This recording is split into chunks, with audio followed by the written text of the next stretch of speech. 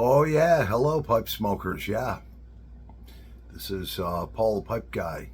Yeah, live from the outskirts of Rochester, New York, and it is Resurrection Day. Today is the day that Jesus rose from the dead, and it's April 9th. Not going to tell you how I know that. I just know it. So yeah, let's start with something on fire. We have our beautiful Mr. Bragg number 44 Latakia pipe.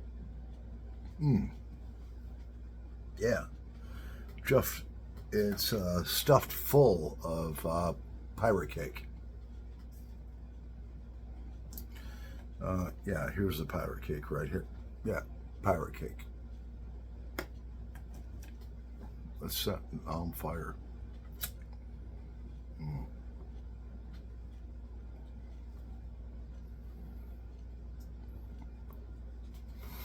Oh yeah.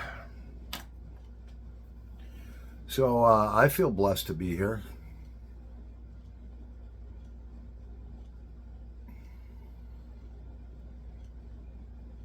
hmm I thank the Lord that He gave His only Son to, pass on the cross, to die on the cross on Calvary, and today He was resurrected. Yeah, that's what we celebrate. So, well, if you don't like what I'm saying, turn it off. It's in the Bible. I'm a little rough around the edges. Yeah, I know that. We all are. hmm So, yeah. So, in celebration of that, I made two beautiful Cornish hens, which are small game hens from the UK. Well, they originated from the UK. Three different kinds of vegetables. I won't get into the recipe, but I had a good feast alone. hmm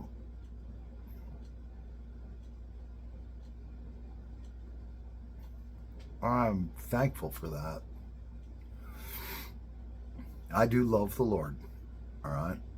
And so last night, a friend of mine said, "Hey, do you want to go to karaoke?"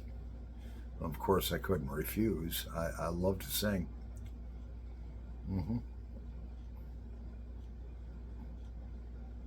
So went there, and at the place where the karaoke was held, there was actually an extremely awesome sound guy that I thought made everyone feel great and sound great. So I did about 10 different songs. I posted a couple of them on the YouTube channel here. Yep. And, I listened to them back, and it was like, yeah, I was pretty proud of them. They weren't my best performances, but I just got a notification, and it's kind of like a flashback for me. Um, here it is, Easter Sunday, okay? And a gentleman, I posted actually two videos on my YouTube channel of karaoke last night, and I just got a notification, and the guy says, "Don't quit your day job," which basically means when you tell a singer or a musician, "Don't quit your day job," that means that you're not good. And I never professed to be, great or anything, but music frees my soul. There's no gold records hanging on my walls or any of that stuff, you know. And those of you who are musicians will understand that. And I thought I did the songs justice or whatever. And so sends me this notification, and yeah, you can actually look at it. I'm not going to mention his name, and I don't want him beaten up either. That's not fair. I don't know. Maybe the guy's in a rough spot in his life or whatever. I don't know. Maybe he's drunk. I don't know. But he said, "Don't quit your day job," under one of my music videos, and so most people actually would take offense to that, but I do not. Mhm.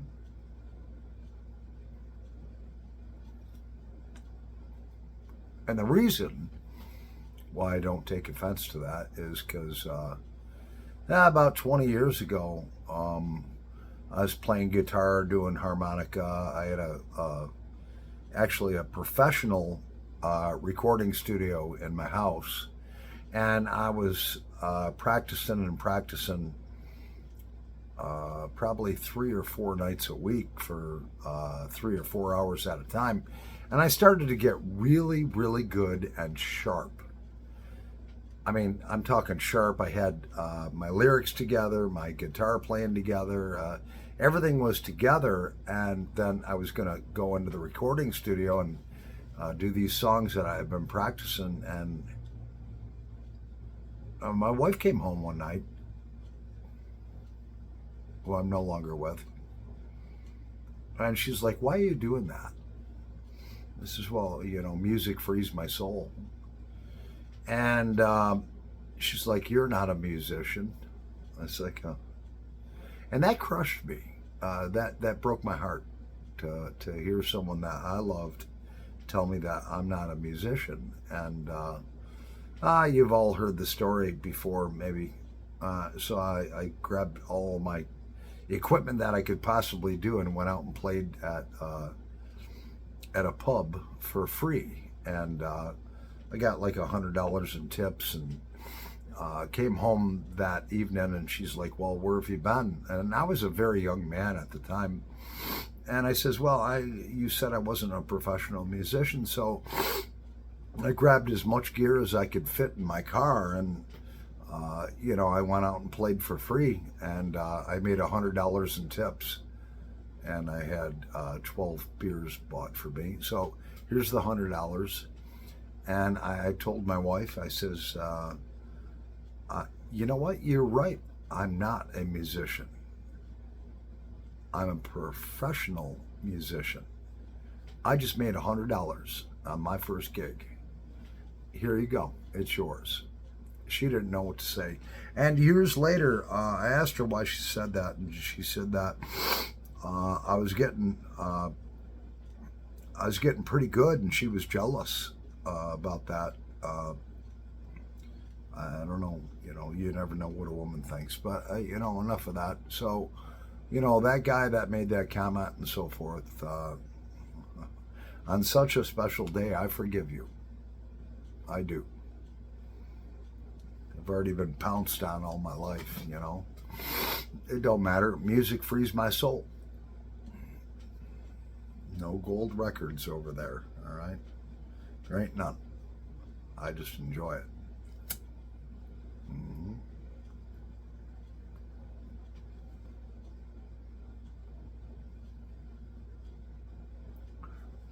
Now, I don't like drama. So, that pipe's heating up a little bit. We're going to start a cigarette on fire, all right? So, any folks that see this, you'll, if you look back on my videos from last night out doing karaoke, and if you see this man, his, what most people would call a rude comment, please, just forgive him. Don't attack him or any of that stuff. In my defense, it's all good. All right, I had fun. In fact, I actually did 10 songs, and one of my buddies, who's like 10 years older than me, I was like, "Here's my cell phone, record me." And the guy couldn't figure it out and all this stuff, so most of the performance that I did was lost. And so I told him today, Happy Easter, you're fired as my videographer. I, and in fact, I'm not trying to puff myself up or nothing, but the sound guy that was, I mean, this guy was a professional. I don't know. He must have been about 65 years old or whatever. And so I would put my songs up and he would play them, and then he would adjust, this and that and the other thing. He must have been, at one point in time, a professional sound person, because he did make me sound really good. And there was a couple of songs that I was doing, and you hold the microphone close to your mouth during certain songs, and only musicians will understand that during certain verses, and then when it's time to belt it out, you hold it back a little bit, whatever. And the guy looked over at me and said, "Oh my God, this guy is fucking good." I don't think I'm great. This guy, I don't know, apparently I impressed him. I met a lot of good people there last night, and that now, today, are new friends of mine. Yeah. Mm-hmm. So, Screaming Eagle, 101st Airborne. Yeah, I'd love to see one of your performances. Let me hear you sing there, Screaming Eagle. I forgive you, and I love you, and God bless you, my brother. And, if you said those things and you regret it, then I'll accept your apology. You're already forgiven anyways. Enough about that. So we made them Cornishons. Mm-hmm. Oh, yeah. Oh, I had a feast. I had a feast here all alone. Jesus Christ was all alone at Calvary when he was crucified. There was no one there for him. In fact, he cried out to the Lord, "Where are you, Father?" or whatever he said. He felt abandoned, I don't feel that way, but I understand how a very small smidgen of what he must have felt dying on that cross.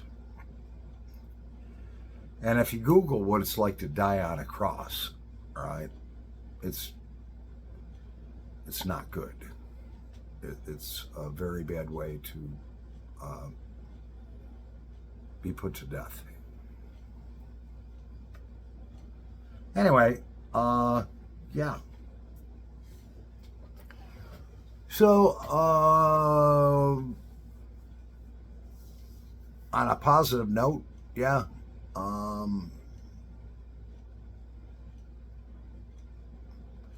I'm gonna clean up my kitchen, and I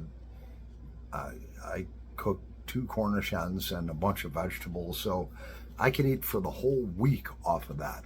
All right, and I'm very thankful to my Savior, and I'm very thankful to the Lord that I was able to have enough funds to purchase this food that will sustain me for a week. Anyways, I'm Paul the Pipe Guy, live from the outskirts of Rochester, New York, in the United States of America. God bless you all. And no, you know what? I'm not perfect. I am rough around the edges. You can look at some of my videos and say, how the heck does this guy call himself a Christian? Well, you know what? Nobody's perfect, all right? Sometimes I drink too much. Whatever. It is what it is, but that little heart that the Lord keeps beating inside of me is pure. Yeah. So anyways, peace out. Love one another. Paul the Pipe Guy over and out, and happy pipe smoking.